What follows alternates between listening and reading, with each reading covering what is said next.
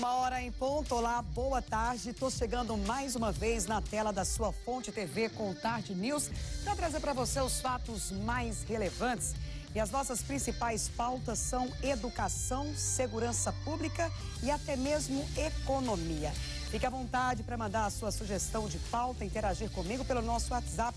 Já está aparecendo o QR Code aí na sua tela. 629-9335-6311.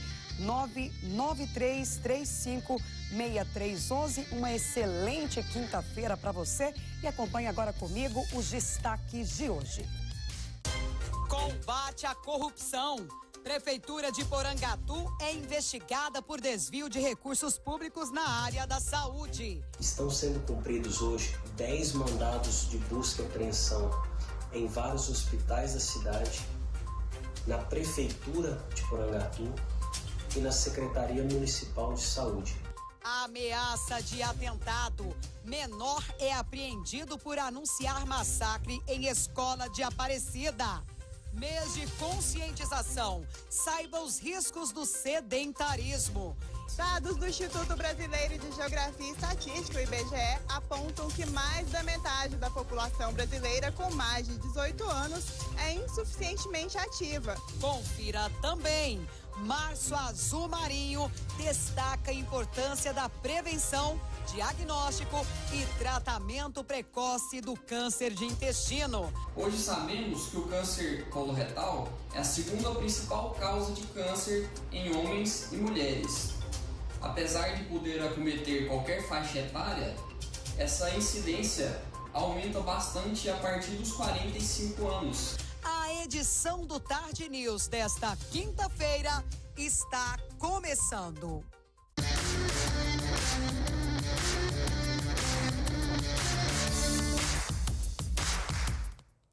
Seja sempre bem-vindo e bem-vinda ao jornalismo da Fonte TV. E a gente começa esta edição falando que uma ação conjunta entre a Polícia Federal e a Controladoria Geral da União busca colher provas a respeito de um suposto desvio de recursos públicos na área da saúde entre os anos de 2012 e 2022 na cidade de Porangatu, no norte do estado.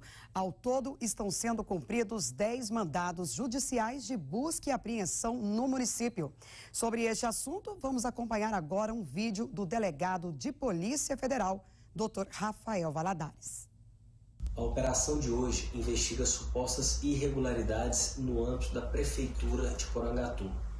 O inquérito policial teve início a partir do encaminhamento de uma informação por um cidadão da cidade, noticiando supostas fraudes em processos licitatórios. A CGU, a qual acompanha as equipes no cumprimento desses mandados, identificou possíveis fraudes em várias licitações e contratos administrativos.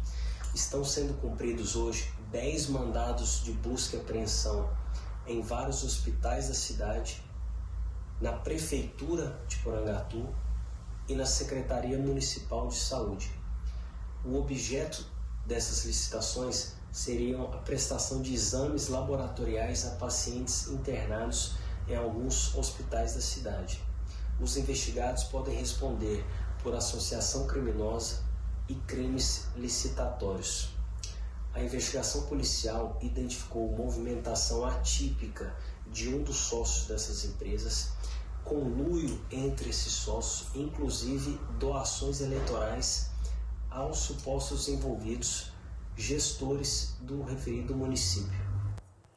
E nós fomos atrás de uma resposta por parte da Prefeitura de Porangatu, que por meio de nota informou que aguarda acesso a todos os documentos da investigação para então se pronunciar sobre o assunto. A gente segue acompanhando esse caso. E agora, atenção, estudantes da rede municipal, para esta boa notícia. O prefeito de Goiânia, Rogério Cruz, anunciou ontem a ampliação dos recursos destinados à merenda escolar para alunos da rede municipal de ensino. E olha, essa não é a única novidade para você, estudante. A Andréia Nichelli tem mais informações sobre este assunto. Vamos conferir? Boa tarde, Andréia. Oi, Ravena, boa tarde para você, boa tarde a todos que nos acompanham aqui no Tarde News. E pois é, a ampliação dos valores destinados à aquisição de merenda escolar na rede municipal de ensino aqui da capital foi anunciada ontem em um evento realizado no Salão Nobre do Paço Municipal. Com o reajuste que será implementado já agora neste mês de março, a contrapartida do município será 264% maior do que o valor repassado pelo governo federal. Em questão de números, Ravena, para a gente entender, a expectativa da Secretaria Municipal de Educação é destinar somente neste ano 44 milhões de reais para a aquisição de merenda. No ano passado, foram investidos 27 milhões por parte do município. Durante a solenidade, o prefeito de Goiânia, Rogério Cruz, afirmou que a ampliação dos recursos demonstra o compromisso da atual gestão com os mais de 115 mil alunos matriculados nas unidades da capital, que merece, e claro, importante lembrar, tem direito a uma alimentação de qualidade. E olha, Ravena, que essa não é a única novidade para os estudantes goianienses. A prefeitura deu início nesta semana ao programa Nenhum Estudante para Trás, que oferece reforço escolar para mais de 5 mil alunos matriculados nas turmas de 4º, 5º, 6º e 9º ano do ensino fundamental. Esse projeto visa oferecer maiores oportunidades de aprendizado para aqueles alunos que têm defasagem de conhecimento ou que por algum motivo tenham alguma dificuldade de aprendizado. Esses alunos contarão com condições diferenciadas de estudo adaptadas para a dificuldade dele. E é importante lembrar, para reforçar os pais dos alunos que passarão por esse reforço, que as aulas serão ministradas logo depois das aulas, no mesmo turno em que esses alunos estão matriculados. A gente fica feliz, com essa notícia, porque é claro que a educação deve ser prioridade em qualquer governo, em qualquer situação. E eu volto com você, Ravena. Sem sombra de dúvida, Andréia. Muito obrigada pelas suas informações. Excelente quinta-feira para você. A Polícia Civil concluiu o inquérito referente a um adolescente que criou um perfil no Instagram afirmando que haveria uma chacina em uma escola do Jardim Tiradentes, em Aparecida de Goiânia. E nosso repórter Segismar Júnior está na sede da Secretaria de Segurança Pública e traz para a gente agora o resultado da investigação. Boa tarde, Segismar. Oi, Ravena, boa tarde para você também, boa tarde a todos que estão ligados conosco. Pois é, a Delegacia de Investigação de Crimes de Homicídios deflagrou justamente essa operação e apreendeu esse menor, já que essa postagem que foi publicada na última segunda-feira deixou muita gente com medo, especialmente a comunidade escolar do Jardim Tiradentes. Para saber maiores informações sobre essa apreensão e as tratativas, a partir de agora, eu vou conversar com o delegado responsável pelas investigações, Dr. João Paulo Mendes. Delegado, boa tarde. Quando ocorreu essa apreensão e que informações você pode passar a respeito do que o menor ressaltou diante da Polícia Civil? Boa tarde. Na noite de ontem, por volta das 19 horas, a Polícia Civil, após diligências, levantamento de inteligência, localizou o menor de 15 anos, responsável pela criação de um perfil na rede social Instagram, onde ele noticiava que haveria um massacre em alguma escola do Jardim Tiradentes. O fato foi amplamente divulgado, ele criou esse perfil na segunda-feira, começou a adicionar a outros ex-colegas ali dessa mesma instituição de ensino e outras pessoas da região. Criou-se um terror generalizado, os pais proibiram os filhos de frequentar as escolas ali no bairro do Jardim Tiradentes, na cidade de Aparecida de Goiânia, e a DIH iniciou as investigações, de maneira rápida e efetiva. A gente localizou um menor de 15 anos, que era ex-aluno dessa instituição de ensino, dessa escola, em verdade a Escola Estadual Jardim Tiradentes, e esse aluno ali inconformado com desavenças que ele tinha tido ali com outros colegas, que ele acabou tendo que pedir a transferência dessa instituição de ensino no mês de fevereiro, em razão dessas brigas, dessas discussões com outros jovens, ele pediu a transferência e criou esse perfil na segunda-feira, dizendo que iria cometer um massacre e que era melhor os alunos não irem para a escola. Você vê nesse momento aí o perfil que foi criado, massacre, underline no Tiradentes, abre aspas, massacre no Tiradentes, não falaria data, isso é só um aviso, dica, sou um ex-estudante lá, o delegado disse que não é, recomendo não ir e se não querer morrer. Delegado, o senhor acredita então que era mesmo realmente uma ameaça, ele não tinha essa intenção de realizar esse tipo de ato e teria mais alguém envolvido na criação desse perfil ou na mentoria dessa ideia? Não, em verdade ele agiu sozinho. E durante as investigações não houve nenhum dado concreto, nenhum indicativo de que ele chegaria a realmente praticar algum atentado, algum massacre nessas escolas. Em verdade, ele se sentia impune, né? Como é muito comum acontecer, as pessoas se sentem impunes atrás de uma rede social, criam perfis falsos e acreditam ali que não serão localizados. E a gente está aqui para poder deixar claro que a Polícia Civil tem todas as ferramentas de inteligência e ferramentas necessárias para punir toda e qualquer pessoa que se valer ali do anonimato das redes sociais para praticar crimes e difundir o terror. Para evitar o pior, a Polícia Civil agiu de maneira rápida e célere, identificando esse menor e trazendo ali a paz para os pais dos estudantes daquela localidade que agora podem deixar seus filhos retornarem para as escolas sem nenhum tipo de preocupação. Tá certo, mais uma operação realizada pela Polícia Civil, ficam algumas informações para a gente poder, de fato, aqui enfatizar. Primeiro que a internet não é uma terra sem leis, né? A polícia tem todo o aparato tecnológico para poder identificar o que é postado, seja em redes sociais, plataforma web, aplicativos, etc. E também você que acompanha redes sociais, viu alguma postagem ameaçadora como essa, denunciar, acionar a Polícia Civil, 197, Disque Denúncia. Ravena, com essas informações, eu volto contigo aos estúdios do Tarde News. Obrigada, Segismar, pelas suas informações e que esse garoto agora possa preocupar muito mais em estudar do que chamar a atenção, né? Vamos agora mudar de assunto, falar de economia. Hoje vamos falar sobre os juros do atual cenário da economia brasileira. O patamar elevado da taxa básica de juros, Selic, atualmente está em 13,75% ao ano, sendo bastante discutido no país, inclusive, este assunto, principalmente depois que o presidente da República, Luiz Inácio Lula da Silva, realizou uma série de questionamentos. A principal crítica, da alta da taxa dificulta o acesso ao crédito tanto para as famílias quanto para as empresas. E para falar sobre esse tema, estamos recebendo hoje o professor de Economia, Pedro Ramos. Boa tarde, professor. Seja bem-vindo. E para a gente começar, as taxas de juros do nosso país são escandalosas. Por que o Brasil tem essa tendência? Boa tarde, Ravena. Tudo bem? Boa tarde a todos que nos assistem. A taxa de juros aqui no Brasil é realmente muito alta, certo? Comparada a outros países, ela tem um patamar alto. Mas isso não significa apenas que é o patamar da taxa. A gente também tem que levar em consideração a taxa de inflação, certo? Porque a taxa de inflação no Brasil, no último ano, estava aumentando e, com isso, o governo decidiu, o Banco Central, na pessoa do presidente Roberto Campos Neto, decidiu aumentar a taxa de juros para tentar controlar essa inflação, certo? Em outros países mais desenvolvidos, acaba que a taxa de juros é menor. Não é o caso do Brasil, certo? Isso acontece porque a gente também tem que considerar que a taxa de juros é formada por uma parte de risco.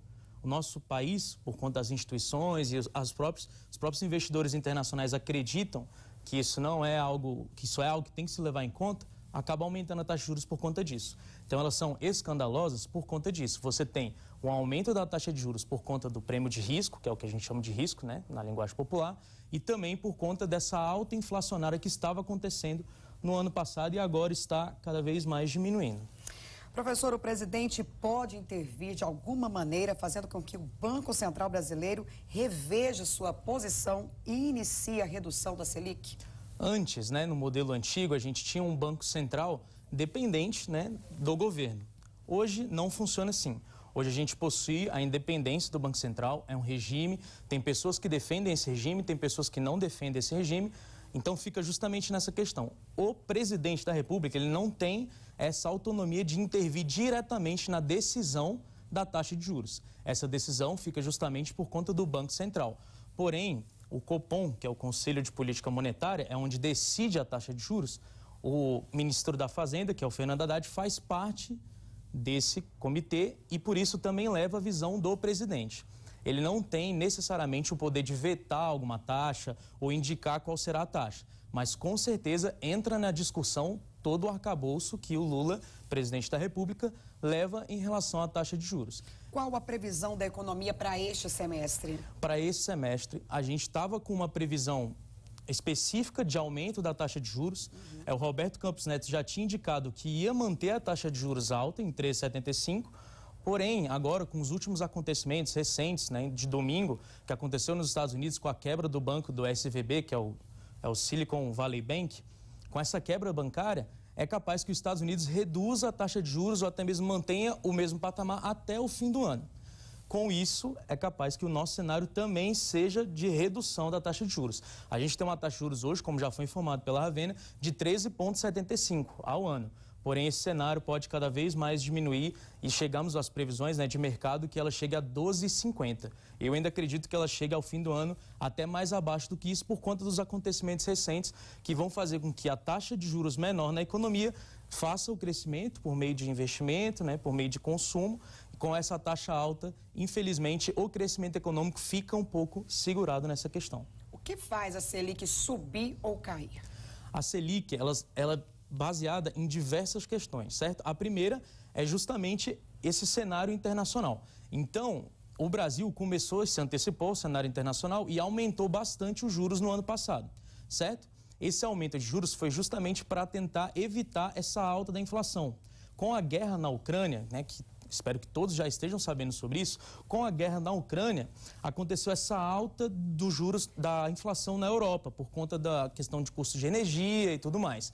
Com essa alta na inflação na Europa, você tem um reflexo direto aqui no Brasil, certo? Com esse reflexo direto, teve esse aumento da taxa de juros para tentar conter a inflação. Então, esse é um dos elementos capazes de aumentar a taxa de juros. Tudo, como eu falei, é decisão do Copom. Claro que se ele quiser aumentar ou diminuir a taxa de juros, fica à vontade, né? É justamente a questão de discussão da política econômica. Porém, são todos vários elementos que vão compor essa taxa de juros. O prêmio de risco, que foi o que eu também disse, é um deles. O do Brasil geralmente costuma ter taxas de juros altas, justamente por conta da inflação, e nesse caso específico foi uma questão de contexto externo. Como isso reflete na vida dos brasileiros? Na vida dos brasileiros reflete na inflação, é o principal. A gente tinha uma inflação alta, ela estava aumentando bastante, a inflação de mais de 2 dígitos, e ela começou a reduzir. A inflação atual hoje é de 5,60, certo? 5,60, e isso faz com que sinta direto no bolso. Com a inflação diminuindo, sinta direto no bolso. Porém, tem outras vias. Quando você tem uma taxa de juros muito alta, você também pode ter um arrefecimento, né, uma diminuição do produto da economia.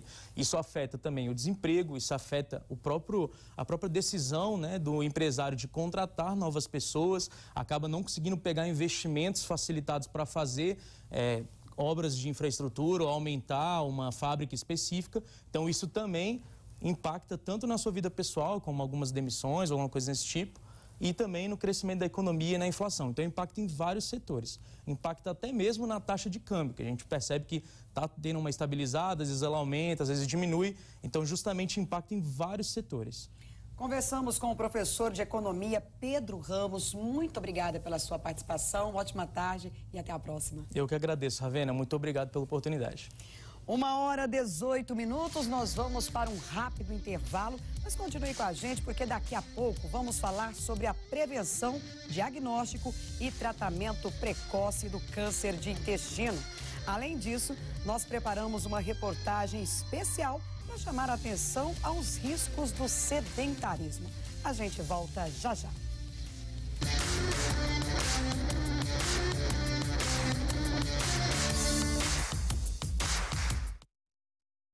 Oi, pessoal! A partir de agora, o Tiuli está na programação da Fonte TV, às 15 horas e às 9h30 da manhã. Um programa especial para toda a garotada. Fé, educação e aprendizado. Tiuli, agora na Fonte TV.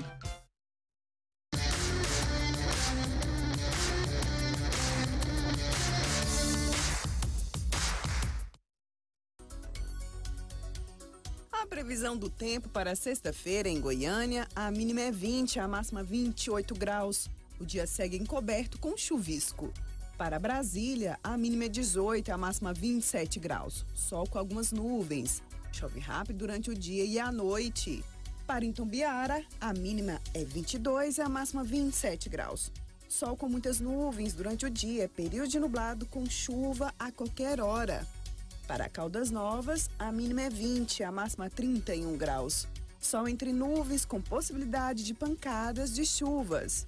Para Pirinópolis, a mínima é 20, a máxima 26 graus. Muitas nuvens com chuva isolada pela manhã, à tarde e à noite serão encoberto e chuvisco. 1h20 e agora eu peço a sua atenção para falar de um assunto muito importante, que é o da educação.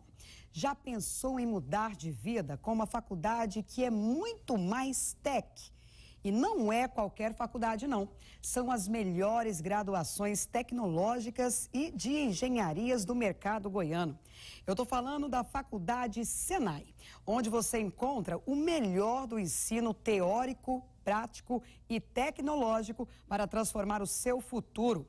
Estudar no Senai é ter à sua disposição professores qualificados e uma metodologia eficaz com laboratórios especializados para garantir o melhor para a sua formação. Tem automação industrial, engenharia mecânica, análise e desenvolvimento de sistemas, todas com alta procura no mercado. Acesse o QR Code que está aparecendo aí na sua tela ou entre no site senaigoias.com.br/vestibular para conhecer um pouco mais dos cursos de graduação da Faculdade Senai Goiás. Faculdade Senai é muito mais que uma faculdade, é você investir no futuro.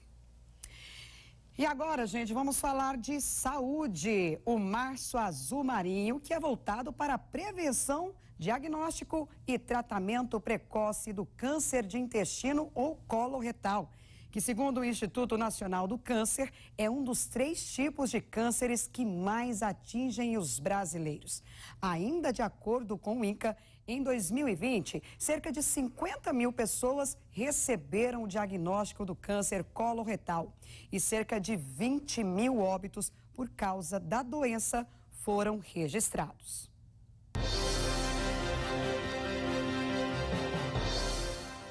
Essa campanha visa a conscientização da população em relação à prevenção do câncer de intestino, o câncer coloretal. Hoje sabemos que o câncer coloretal é a segunda principal causa de câncer em homens e mulheres. Apesar de poder acometer qualquer faixa etária, essa incidência aumenta bastante a partir dos 45 anos, que é a idade recomendada para se iniciar os exames preventivos. Nós sabemos que é uma doença com alto potencial para ser prevenida, desde que as pessoas se conscientizem dos seus fatores de risco e das melhores formas de prevenção. Sabemos que o cigarro é um dos piores fatores de risco, é algo que aumenta bastante a chance do desenvolvimento do câncer de intestino. Sabemos também que bons hábitos de vida, prática de exercício físico, manter o peso dentro do limite ideal também reduz bastante a chance de desenvolver a doença. Além disso, é importante ressaltar a necessidade de se conhecer o histórico familiar de câncer de intestino, já que uma pessoa que tem parentes de primeiro grau diagnosticados com a doença também tem o seu risco aumentado. A partir dos 45 anos, todas as pessoas precisam fazer o início da prevenção, e essa prevenção é realizada a partir do exame colonoscopia. Essa colonoscopia vai ser indicada para todas as pessoas, homens ou mulheres, a partir dos 45 anos. Então não se esqueça, a prevenção é sempre a melhor opção. Procure o seu médico, principalmente se você estiver acima de 45 anos.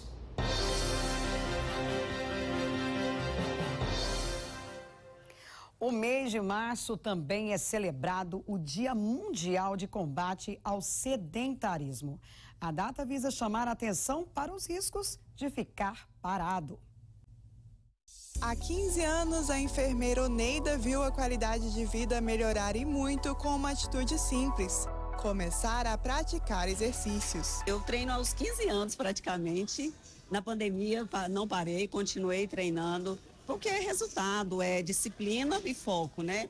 Quando você treina todos os dias, musculação, aeróbico, você tem mais energia. O mesmo aconteceu com a estudante Janaína, que procurou uma academia por estar insatisfeita com o corpo. Eu era muito sedentária, eu era muito magra e isso era uma coisa que me incomodava bastante. Então, eu mudei a minha autoestima depois que eu comecei a treinar E aí, enfim, o treino não só trouxe isso, mas como trouxe uma vida mais saudável para mim e me trouxe um físico com certeza mais condicionado. O personal João Vitor treina há 6 anos e, segundo ele, os benefícios da atividade física vão muito além da estética. Eu sempre indico para amigos, pessoas que estão próximas de mim, a praticar não somente a musculação em si, a academia, como a atividade física, que traz muitos benefícios para a saúde e para o sistema humano mesmo, questão de sistema imunológico. Apesar de todos os benefícios da prática de exercícios, o sedentarismo no Brasil ainda é muito forte e tem levado ao desenvolvimento de diversas doenças,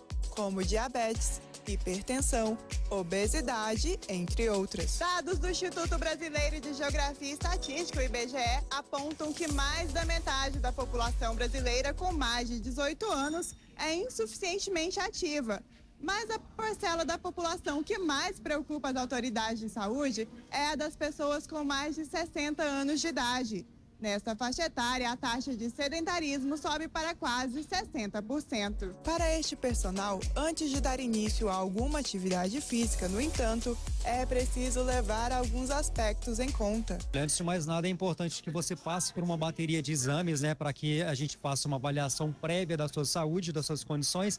A partir daí, liberado então para o exercício, é importante que você procure um profissional capacitado e qualificado para te acompanhar e também para te orientar. Afinal de contas, a boa orientação pode fazer toda a diferença. Além disso, é importante que a pessoa se adeque à prática de acordo com o seu condicionamento. Se for um exercício cardiorrespiratório, na esteira, por exemplo, aí, a partir daí a gente vai então colocando um pouquinho mais de intensidade, de velocidade, e a duração também pode se ampliar um pouquinho, Com tudo alinhado, os resultados serão mais do que positivos. O sedentarismo ele é a porta de entrada para várias outras complicações, como por exemplo, diabetes, também pressão arterial e a obesidade.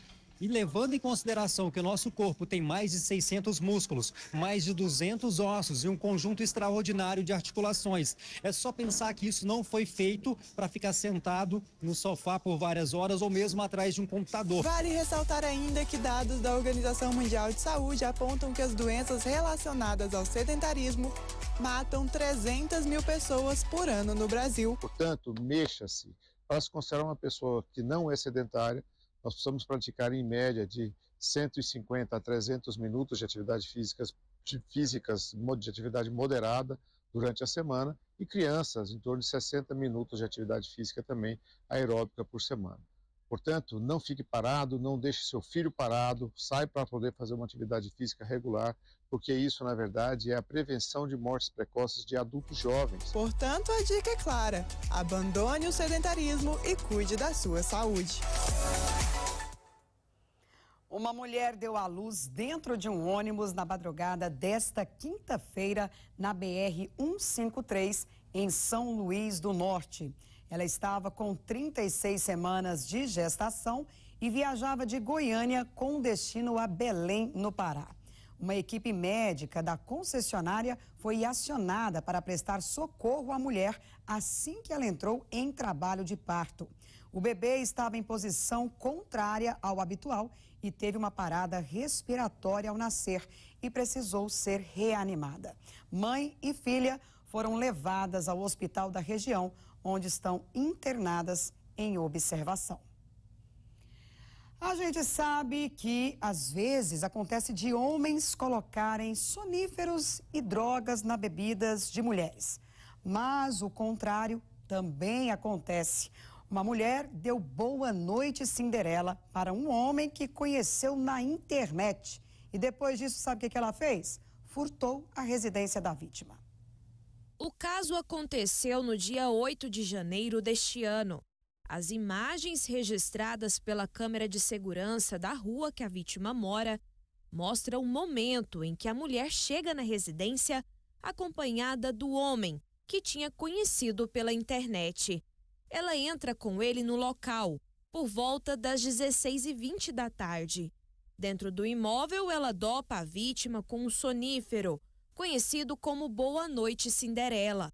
11 horas depois, por volta das 3h20 da manhã, ela aciona um motorista de aplicativo e foge da residência, levando objetos de valor e dinheiro. Simone Ferreira Souto, de 49 anos, foi presa pela Polícia Civil por meio do Grupo de Repressão a Roubos da Delegacia Estadual de Investigações Criminais.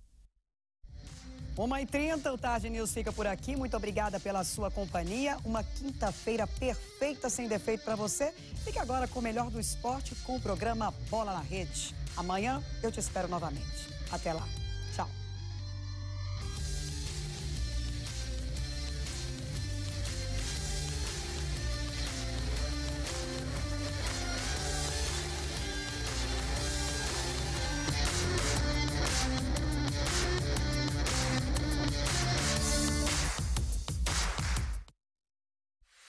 Agora você pode ser membro da